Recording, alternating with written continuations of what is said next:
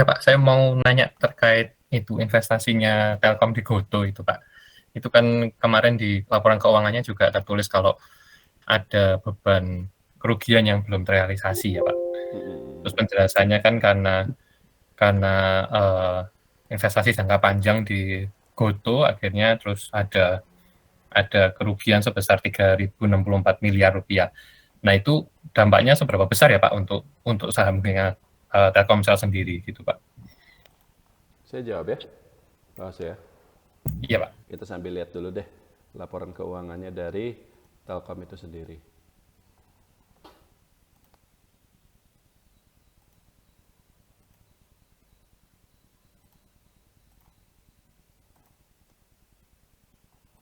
Nah, Gotonya itu sendiri kan turun lagi ya kemarin itu ya.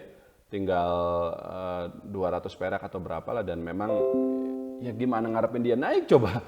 Sejak awal market cap-nya gede banget, perusahaannya rugi ya itulah saya kadang capek gitu kalau ngomong pasar modal kita sekarang ini. Kok aneh sekali sih perusahaan-perusahaan kayak gini. Kalau dulu nggak begitu loh Pak. Dulu itu ya perusahaan yang listing di kita itu yang bagus-bagus. Jadi kita banyak pilihan. Makanya sekarang susah cari cuan di pasar modal kita. Barangnya jelek semua. Yang IPO ini jelek semua. Nggak cuma yang Goto buka, yang kecil-kecil juga sama, gorengan semua, nggak ada yang jelas. Seperti itu. Ini lama sekali, kita tunggu dulu.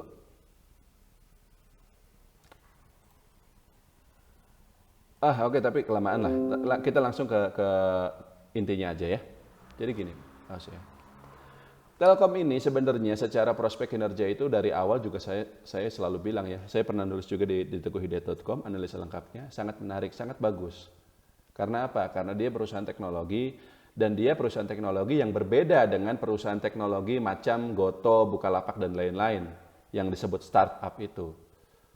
Telkom ini perusahaan teknologi yang sudah sangat lama, sangat mapan, kinerjanya sangat bagus, sehingga ketika sekarang memang sudah zamannya teknologi, sudah zamannya orang pakai internet, media sosial, aplikasi, dan seterusnya, ya kinerjanya memang profit.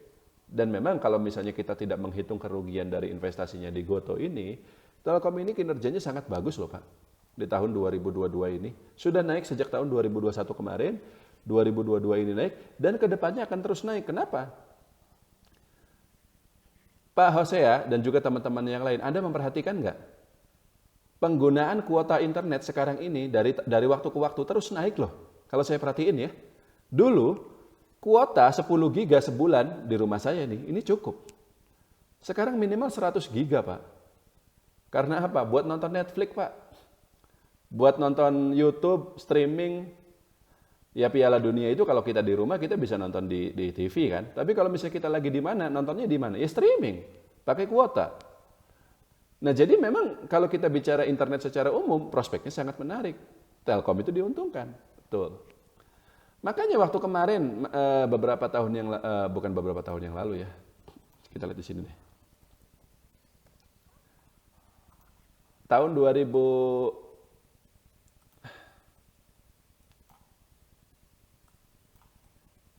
Nih di sini nih, saya masih ingat tahun 2020 sekitar bulan Oktober, waktu dia turun tiba-tiba sampai turun 2.500, 2.700. Waktu itu ya ceritanya macam-macam lah, ada bandar apa segala macam. Tapi Telkom Pak, waktu itu saya juga ngomong di harga 2.500 itu murah sekali, murah sekali. 3.000 aja udah murah, itu waktu itu 2.500. Prospeknya ke depan bagus, sahamnya liquid, kita bisa beli sahamnya. Dan betul, dia kemudian naik sampai sekarang sudah 4.000-an, bahkan kemarin sempat sampai 4.700 ya. Tapi memang pada harga 4.700 ini PBV-nya dia juga sudah 2 lebih lah, 2, sekian, hampir 3 kali. Waktu dia masih di 2.500 PBV dia itu 1,5 apa 1,4. Jadi murah sekali ketika itu, tapi pada harga 4.000-an itu ya sudah tidak semurah ketika dia masih di 2.500. Jadi kenaikannya udah agak berat gitu ke depannya gitu. Nah belakangan ini dia turun sendiri ya. Belakangan ini dia turun sendiri dari tadinya 4.700 itu ya sekarang tinggal sisa 4.000. Karena apa? Karena kerugian di Goto itu Pak. Tadi Pak Hosea sebut angkanya 3 triliun sekian ya. Ya itu signifikan. Nah, betul segitu ruginya. Kita lihat di sini nih. Nah ini kita bisa lihat, coba kita lihat di mana ya. Nah, unrealized loss itu 3 triliun sekian. Labanya Telkom itu sendiri ya, totalnya itu 16 triliun.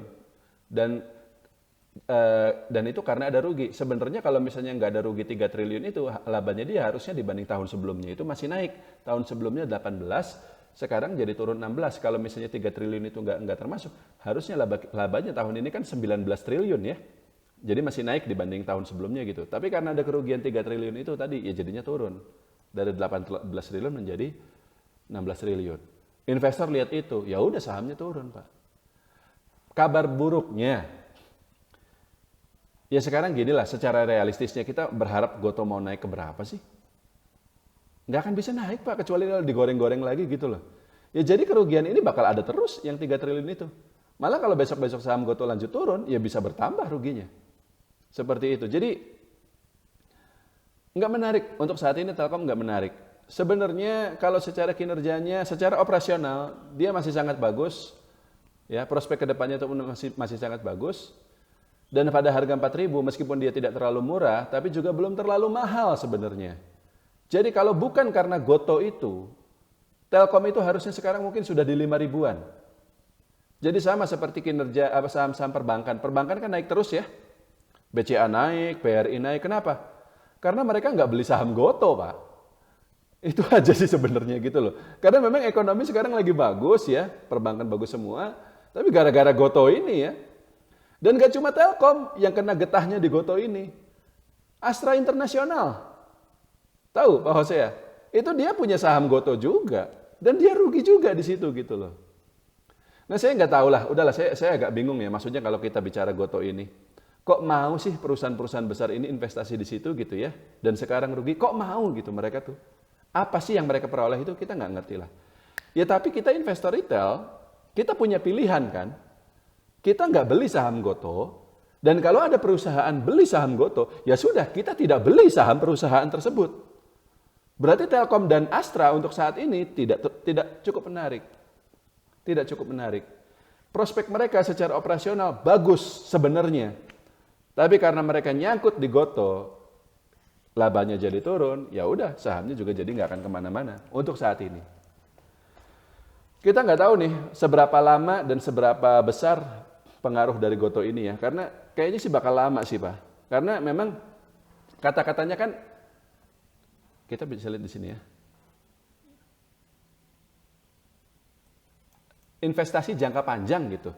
Jadi katanya Goto sama Astra itu, Astra dan Telkom itu berinvestasi di Goto itu untuk jangka panjang. Artinya ya nggak akan cut loss juga kan? Nggak akan mereka tiba-tiba jual saham Goto ini kan? Ya berarti bisa sampai beberapa tahun ke depan, ya ruginya akan terus ada gitu loh.